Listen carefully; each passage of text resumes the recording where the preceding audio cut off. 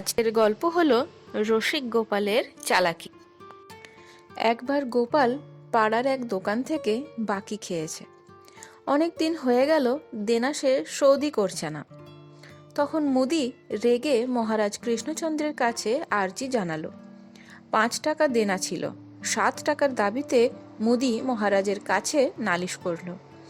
গোপাল রাজার তলব পেয়ে রাজসভায় গিয়ে বলল, 7 টাকা নয় হুজুর, 5 টাকা দেনা, আমি ক্রমে আস্তে আস্তে শোধ করব।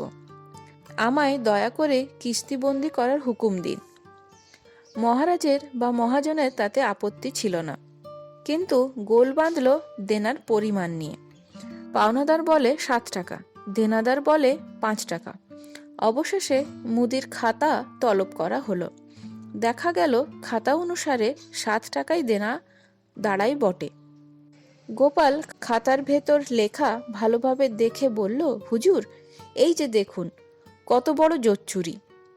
যে কদিন অড়হর ডাল নিয়েছি সেই কদিন মুদি আমার নামে ঘিও লিখে রেখেছে, অথচ আমি কোনোদিন অড়হর ডালে ঘি খাই না।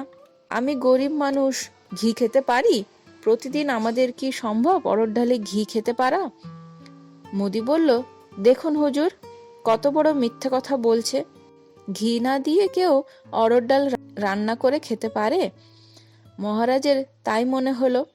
মহারাজের নিজের বাড়িতেও যখনই অড়হর ডাল রান্না হয় তখনই তাতে প্রচুর ঘি দেওয়া হয়। কাজেই গোপাল নিশ্চয়ই মিথ্যে কথা বলছে। মহারাজ কৃষ্ণচন্দ্র 7 টাকারই ডিক্রি দিলেন মুদিকে। কি আর করবে, গোপাল ডিক্রি অনুযায়ী মুদির ডিক্রি শোধ করল বাধ্য হয়ে। গোপাল কিন্তু মুদি যে ঠকিয়ে টাকা নিয়েছে এর রাগ তার কিছুতেই গেল না। সে এর প্রতিশোধ নেওয়ার জন্য ভাবল। মনে মনে সে ফন্দি আঁটতে লাগলো, কি করে এই মুদিকে জব্দ করা যায়। হঠাৎ একদিন সে একটা বুদ্ধি বের করলো।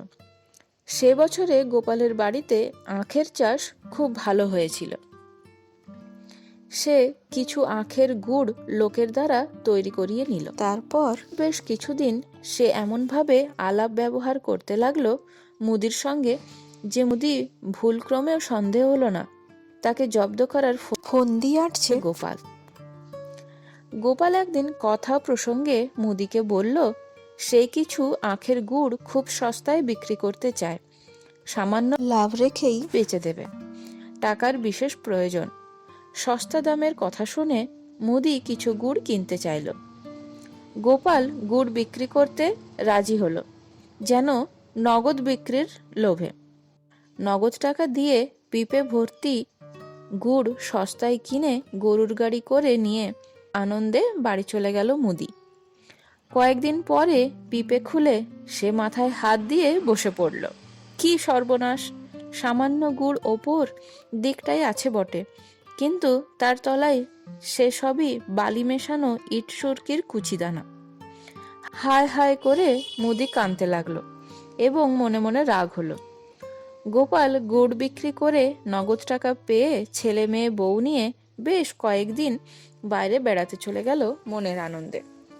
কিছুদিন পর অনেক খোঁজাখুঁজি করে সে গোপালকে পার করলো একদিন। গুড়ের তলায় বালি সুরকির কথা বলে চোটপাট শুরু করতেই গোপাল বলল, চটো কেন মুদি ভাই, ঘি ছাড়া অড়হর ডাল বেচান যায় না, আমি বালি সুরকি ছাড়া সরেস দানা গুড় বেচুম কেমনে? এই বলে হেসে হেসে গড়িয়ে পড়ল মাটিতে। নমস্কার বন্ধুরা, আজকের গল্প তোমাদের কেমন লাগলো? যদি ভালো লেগে থাকে একটা লাইক করে দিও আর সাবস্ক্রাইব করতে ভুলো না। ধন্যবাদ।